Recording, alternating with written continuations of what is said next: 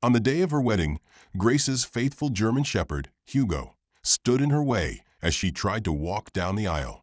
The guests immediately fell into silence. For more than 10 years, Hugo had been her constant companion. At first, she assumed he was simply anxious, but what she soon uncovered would change her understanding of love forever. Grace stopped in her tracks, her dress flowing around her as Hugo leaned against her legs. He didn't bark or growl. He just stared at her with such intensity that it sent a shiver down her spine. "Hugo, come on, buddy," she whispered, trying to move him. He wouldn't budge. The murmurs grew. Her father reached for the leash. "Grace, we need to get moving," he urged. Hugo let out a low growl, making even her father hesitate. Grace's heart sank. Hugo never growled. She knelt, her dress pooling around her, and cued his face.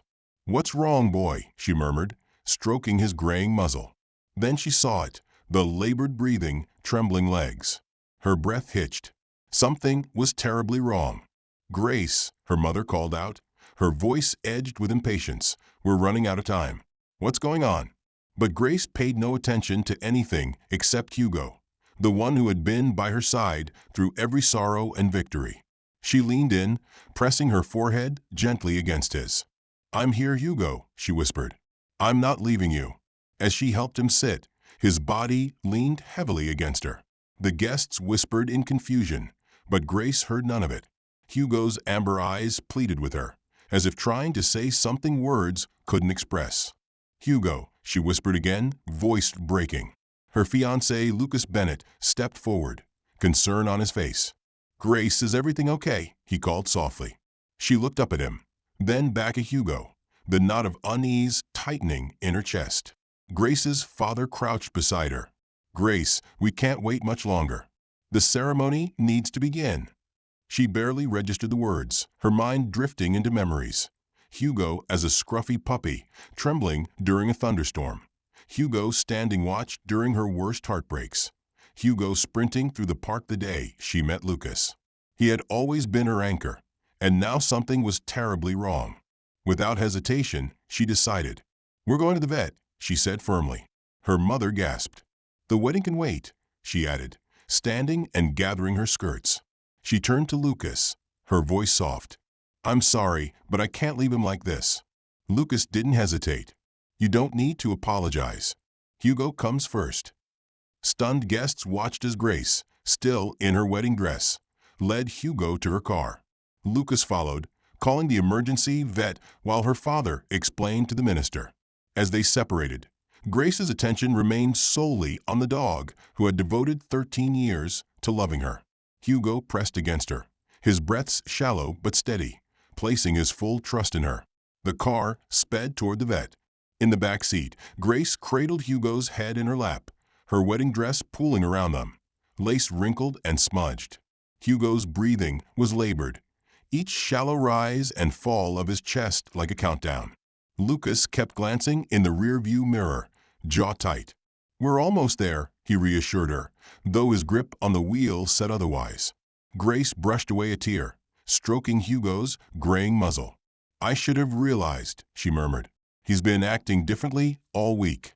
I thought it was just the wedding chaos, but—" Lucas's voice was steady yet gentle. "You couldn't have known. What matters is that you're here now." The clinic came into view, its lot glowing under warm lights. Dr. Peterson, Hugo's longtime vet, was already waiting as they pulled up. He stepped forward, helping them inside. Grace carried Hugo, her wedding dress trailing behind her, forgotten.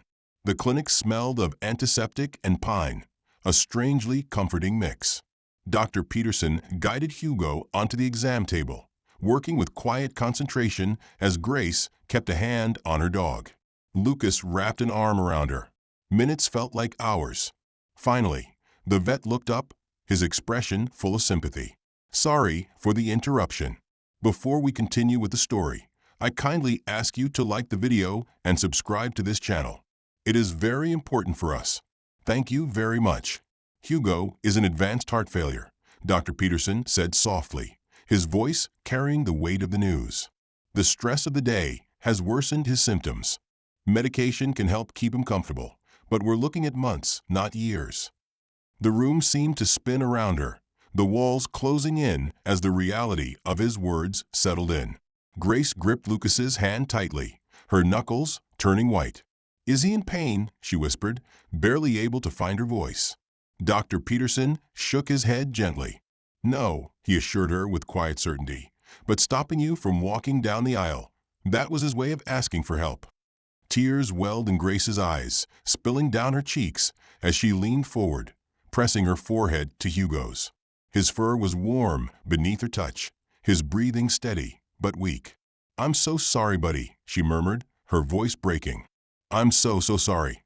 Lucas cleared his throat, steady as always, his presence grounding her. "What's the next step, Doc?" he asked, his voice firm but calm. "How do we make sure he stays as comfortable as possible?" Dr. Peterson began outlining a treatment plan, speaking in careful, measured tones. But Grace barely heard him. Her mind swirled in a fog of emotions. The wedding, the guests, her parents, it all felt so distant, like something happening to someone else. She turned to Lucas, her voice surprisingly steady despite the storm inside her. "I need to stay with him," she said firmly, her decision made in an instant. Lucas didn't hesitate, not for a second. He simply nodded. "Then we stay," he said, his hand tightening around hers in silent support. Before she could say another word, the clinic door swung open with a quiet creak. Grace, her father's voice filled the small space as he stepped inside, followed closely by her mother, the minister, and Sophie, her maid of honor. "We thought you might need some support," her father said, his usual strong demeanor softening as his gaze fell on Hugo. Her mother, always composed, was already dabbing at her eyes with a tissue, unable to hold back her emotions. Sophie lifted her phone, her expression determined yet gentle. "The guests understand," she said, "but maybe we don't have to cancel the wedding." Grace blinked, her breath catching. "What do you mean?" she asked hesitantly. The minister offered a kind smile. "If you're willing," he said, "we can hold the ceremony here, with Hugo by your side." Grace's heart tightened, emotion rising in her throat. She turned to Lucas, searching his face for any hesitation, any doubt. "It's not the wedding we planned," he said softly, his eyes full of understanding, "but it feels right." Grace let out a tearful laugh, the weight of the moment pressing into her chest. She nodded, gripping his hand even tighter. "Let's do it." In an hour, the clinic became an impromptu wedding venue, filled with love and warmth. Sophie adjusted Grace's dress and veil while Lucas straightened his rumpled tuxedo. Grace found him perfect. The minister took his place, with Hugo lying at their feet, wagging his tail as if he understood. As Grace and Lucas exchanged vows, their hands tightly clasped, Grace felt an unshakable certainty. It wasn't the wedding they planned, but surrounded by those who mattered, it felt even more right. When the minister finally pronounced them husband and wife, Hugo let out a quiet, approving woof. The sound was soft but full of meaning, drawing both laughter and tears from everyone in the room. That night, instead of a grand reception with twinkling lights and a packed dance floor, Grace and Lucas found themselves sitting on their apartment floor, still in their wedding clothes, their fingers laced together in the dim glow of their living room. Between them, Hugo lay comfortably, his head resting in Grace's lap, his warm presence filling the space with a quiet peace. The three of them shared takeout Chinese food, the scent of soy sauce and warm noodles wrapping around them like a familiar embrace. Each bite felt like a celebration, not of the chaos that had upended their day, but of the clarity it had brought. Lucas turned to Grace, his gaze filled with admiration, love etched into every line of his face. "This wasn't the perfect wedding," he said softly, his voice carrying both amusement and deep emotion, "but it was perfect for us." Grace smiled, running her fingers gently through Hugo's fur, her heart full. "Because of him," she whispered, "he reminded us what love really means." The months after their unconventional wedding were a bittersweet blend of joy and heartache, a mix of gratitude and the quiet ache of what was to come. Hugo's treatment gave them precious time. On good days, he was his old self, trotting behind Grace, wagging his tail for Lucas, and enjoying walks in the park where their story began. But the tough days arrived too. Some mornings, he struggled to rise. On those days, Grace and Lucas adapted, staying close and cherishing every moment. One winter night, Grace sat with Hugo's head in her lap, his warmth comforting in the kitchen. Lucas prepared something warm. Grace whispered, "You've been the best boy, Hugo, the very best." A moment later, Lucas stepped into the room, carrying two steaming mugs. He took in the scene, his expression softening as he settled beside her. "How's he doing?" he asked, his voice low, careful. Grace exhaled, offering a faint smile. "He's tired," she admitted, stroking Hugo's ears. "But he's here, and that's what matters." Lucas wrapped an arm around her, pressing a kiss to the side of her head. "He's a fighter," he murmured, "just like you." The words settled in her chest, bittersweet and true. As the weeks passed, the good days became fewer, their weight heavier against the growing number of difficult ones. And then, on a soft spring morning, Hugo let them know it was time. The sky was clear, the air warm, as if nature itself had granted them a perfect farewell. They spent the day in the backyard under blooming trees, giving Hugo all the love he had given them. They fed him his favorite treats, whispered endless thank yous and I love yous, and held him close, their hands on his fur, their voices the last thing he heard as he peacefully drifted into his final sleep. That evening, the house felt unbearably quiet. Grace sat at the kitchen table, staring at his empty bed, the absence of him a hollow ache in her chest. Lucas, steady as ever, placed a gentle hand on her shoulder. "You gave him a life full of love, Grace," he said softly. "He always knew how much he meant to you." She nodded, tears slipping silently down her cheeks. "He taught me so much," she whispered, her voice thick with emotion, "about loyalty, about love. I miss him so much." Lucas squeezed her hand, offering quiet understanding, no empty reassurances. In the weeks that followed, they honored Hugo's memory, not just in words, but in the way they carried his love forward. They reminisced, laughed at his antics, kept his collar on the shelf by the door. His presence lingered in the spaces he had filled, in the habits they had formed around him, in the quiet love he had left behind. One afternoon, as Grace sorted through old photos, she paused at one from their wedding at the clinic. It captured a moment that now felt even more profound. She and Lucas exchanging vows, not looking at each other, but at Hugo, who lay at their feet, watching them with quiet devotion. "Do you think he knew?" she asked softly, running her fingers over the image. Lucas looked at the picture, then at her, and nodded. "He knew exactly what he was doing," he said. "He reminded us what mattered most." Months later, on a quiet, rainy afternoon, Grace and Lucas found themselves walking through the familiar halls of the shelter, the very place where Grace had once found Hugo. The scent of clean straw and gentle rain mixed in the air, and the soft sounds of dogs stirring in their kennels echoed around them. Grace's heart ached with a longing she couldn't quite put into words. She wasn't looking to replace Hugo. No dog could ever take his place. But the absence of his presence left a space in her heart that felt ready to be filled with love again. As they passed kennel after kennel, the hopeful eyes of countless dogs met theirs, each one searching for a home, a family, a second chance. And then, at the very end of the row, she saw him.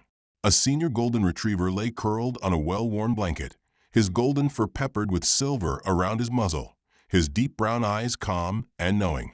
He lifted his head slightly, resting his paws gently on the floor, as if waiting, as if he had always known this moment would come. Their eyes met, and in that instant Grace felt it. That same indescribable connection she had once felt all those years ago with Hugo, a silent understanding, a quiet recognition that went beyond words. "This is him," she whispered, her voice trembling with emotion, her eyes welling with tears. "He's the one." Lucas knelt beside her, reaching out carefully. The dog, his name was Lucky according to the tag on his kennel, let out a slow, contented sigh as Lucas scratched gently behind his ears. His tail gave a small, lazy wag, and in that moment there was no doubt. Lucas smiled, nodding. "Welcome to the family, buddy." That night, as rain softly tapped against the window, Lucky curled up in Hugo's old bed, sighing as if settling into something familiar, safe. It was as though he understood the significance of the space he now occupied. Grace sat beside him, stroking his fur, her heart expanding in a way she hadn't thought possible. "We're going to give you the best life, Lucky," she promised, her voice full of quiet conviction. Because love like Hugo's wasn't meant to be kept. It was meant to be shared. Through Lucky, they found healing, laughter, purpose, and the simple joy of coming home to a wagging tail and unconditional love. Every year, on their anniversary, Grace and Lucas returned to the shelter, not just to remember, but to give back. They brought donations, spent time with the older dogs often overlooked, and reminded themselves of the love that had changed their lives. It was their way of honoring Hugo's legacy. Hugo had taught them something invaluable. Love isn't measured by time, but by how deeply you live it. And as Lucky slept peacefully beside them, breathing steady and warm, they knew Hugo's greatest gift had been this, teaching them that the heart always has room to love again. Did you enjoy this story? Did you also get emotional for Lucky? Let us know in the comments below. If you like the story, please subscribe to this channel and leave a like. Our hearts always have space to love once more. Thank you so much for listening. See you in the next video.